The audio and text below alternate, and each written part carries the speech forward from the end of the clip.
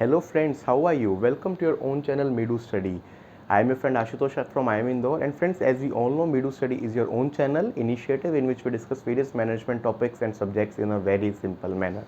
Friends, in Medu Study we have different modules in 5 subjects which are your HR, strategy, operations, marketing, as well as organization behavior. We have already completed the entire modules on marketing and HR, and today we will also complete the strategy. We are getting feedback from our subscribers to develop more content on some subjects like decision science, business law, business communication, some specialization courses also for second year. Our Medu team is evaluating, and basis our evaluation and requirement we will develop the content. Today's video is on strategic management, and like I told, it is the last video number 32, evaluation and control 4. So evaluation and control, if you have not seen before, please start it from video number 29 so that you can get the continuity and then come to this video. Let us start, my dear friends, today's video. Short term orientation. So why short term orientation is there when we all know that long term benefits are required? Long term evaluations may not be conducted because sometimes what happens, because of this factor, executives don't realize their importance. So they don't realize that why long term is important. They will always seek the short term things. Okay, this much benefit should come, this much number should be done, so they are focusing on short term benefits. They believe that short term considerations are more important than long term considerations. Again, because they are also evaluated like this, and they consider that in short term we are doing good. Who know about long term? Especially after COVID, this has become a common thing that today's is a very uncertain kind of world. Anything can happen. So why do think long term? That kind of mentality people have started developing. Aren't personally evaluated on a long term basis. So many a times it happens that, for example, let's say a sales director, he is judged on a monthly sales number. So along with his team, he will also drive that monthly sales number only. Vis-a-vis, if he was evaluated on long-term numbers, on CAGR, or what is the year-on-year growth, maybe his approach would have been different. Don't have time to make a long-term analysis. Short-term analysis, it is very easy to make because things are very recent. Long-term, it is very difficult. For any human, having this long-term analysis is difficult, and that is the reason why long-term evaluations are not conducted by the executives. Goal displacement, confusion of means with ends. So you have seen a football goal post is there, end is that when that goal is hit in that, and means all that game that take place. So end is, for example, end result a company has taken that in 3 years we want to double the revenue. That is the end result. And then there are various means to it. Increase your distribution channel, increase your sales power, increase your product range, how you discuss with or how you approach the consumers, all you need to increase. It occurs when activities originally intended to help manager attain corporate objectives become end in themselves. Many times what happens, this means, for example, like I told, increase the number of distributors or dealers. That was a means to the end. But if you are focusing too much on that, then what might happen, salesperson will be appointing any distributor, any dealer to just complete his number. Okay. Or for example, you said that we will do these activities for demand generation, so that is the end result. It might happen that the people are so involved in the activity that they don't see if it is leading to the end result. They just want to tick mark that that activity is done. Behavior substitution and sub-optimization. These two are important, which we will see in subsequent slide. First of all, what is behavior substitution? Phenomena of pursuing substitute activities that do not lead to goal accomplishment instead of activities that do lead to accomplishment because wrong activities are being rewarded.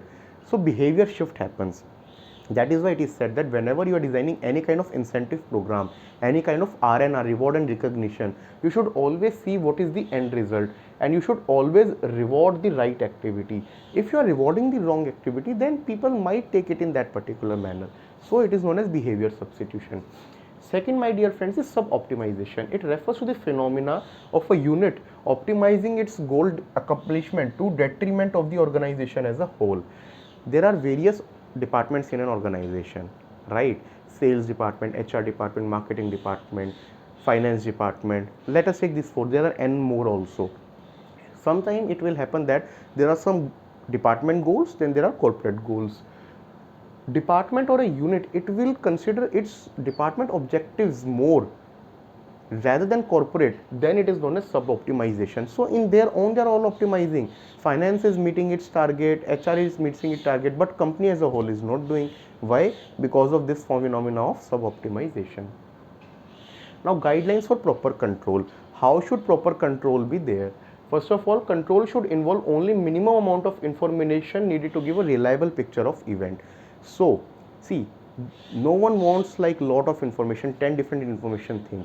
Information, even if 3 information points or 2 information points are there, but they give a reliable picture of events, that is more than sufficient.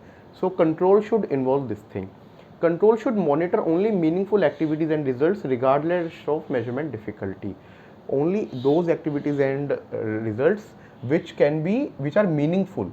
Now sometimes it might happen that they're difficult to measure. For example, campaign effectiveness. It is difficult to measure, but if it is important, then that should be there in your priority list. Control should be timely so that corrective action can be taken before it is too late.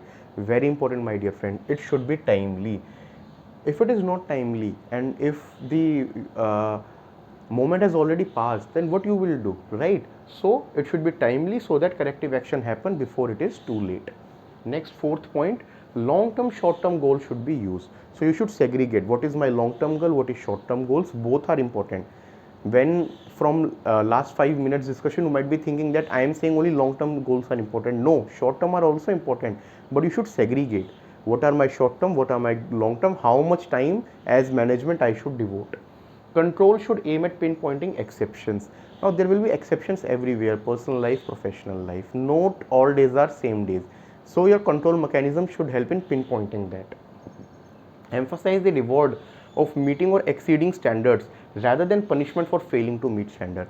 Consider a salesperson. There can be two approach. You have given, for example, him target to do 1 crore.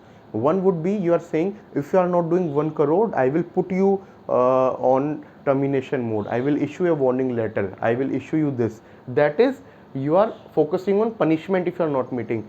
Another approach, tell him, do this 1 crore and additional. You will get this incentive.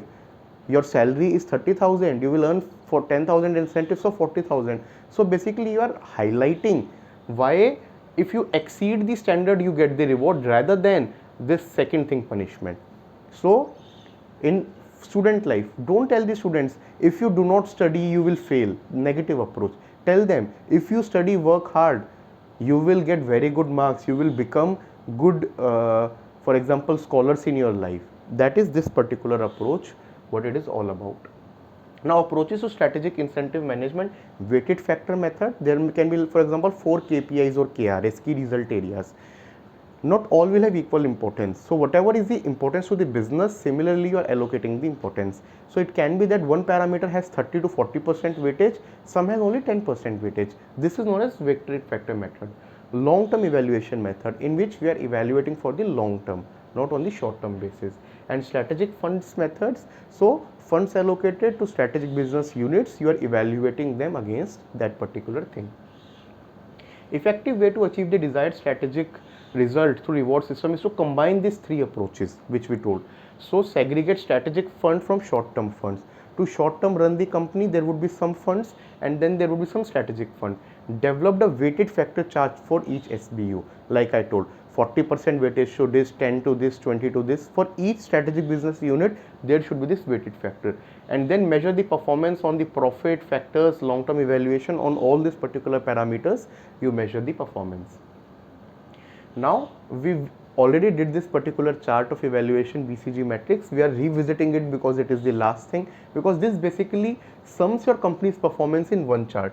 Industry attractiveness, how much attractive is the industry, how well industry is doing on one, your business strength and position on the other. If both are high, you are basically a star. So you have ROI, you have cash flow, you have strategic fund, you have market share, everything. Your strength is high, industry attractiveness is low, basically cash cow. So more of cash flow will be there.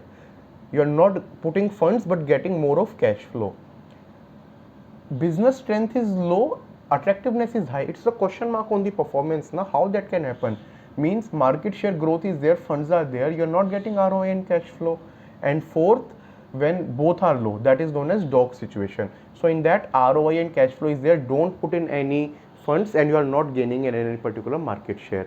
This, my dear friends, is how we sum an industry's performance. Okay. So friends, with this we come to an end of today's video, as well as, like I told, strategic management module. If there is any confusion, you can write on our mail ID meedu.study@gmail.com or in the comment section. And if you like the content, please do like it and share it with your friends. Thank you. Take care.